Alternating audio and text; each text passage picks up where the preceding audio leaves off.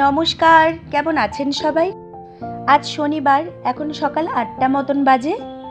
ওই যে দেখতে পাচ্ছেন, ও হলো পূজাদি, যে আমাকে সব কাজে একটু সাহায্য করে দেয়।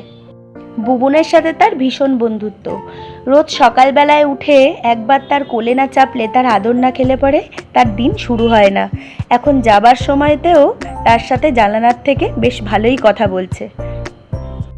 আজ সকাল থেকে সবাই একটু ব্যস্ত, তাই ওকে আমারই রাখতে হলো। ওকে রাখতে গিয়ে আমার অনেক কাজই পিছিয়ে গেছে।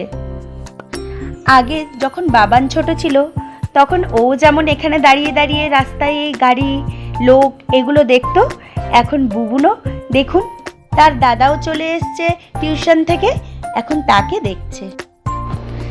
এখন চলে এসছে দেবজ্যোতি, ওকে একটু কিছুক্ষণ ধরে ও রাখুক, এর মধ্যে আমি বাকি কাজগুলো সেরে ফেলি। অনেক দিন ধরেই কোথাও যাওয়া হচ্ছে না, জানেন তো। বুবুন হওয়ার পর থেকে সেই ঘরেই কাটছে আমাদের দিনগুলো। এখন বাবানেরও সামনে পরীক্ষা, ওর পরীক্ষাটা শেষ হলে ভাবছি একটু কোথাও ঘুরতে যাব। কাল রাতে একটু এই সয়াবিনগুলো ভিজিয়ে রেখে দিয়েছিলাম, এগুলো দিয়ে একটা সবজি বানাবো। আজ শনিবার, তাই আমরা ভেজ খাই, তাই এটা আমি একদম নিরামিষভাবেই বানিয়ে নিয়েছি। কিছুটা রান্নাবান্না শেষ হওয়ার পর এদিকে আমার ক্লায়েন্টও চলে এসেছিল। হ্যাঁ, ব্লগিং আর ঘরের কাজের পাশাপাশি এটাও আমার একটা পেশা। আমার সব ক্লায়েন্টরাই ভীষণ ভালো আর ভীষণ কমফোর্টেবল থাকে আমার সাথে। তাদের সাথে আমার বন্ধুত্বের সম্পর্ক থেকে কিছু কম নয়।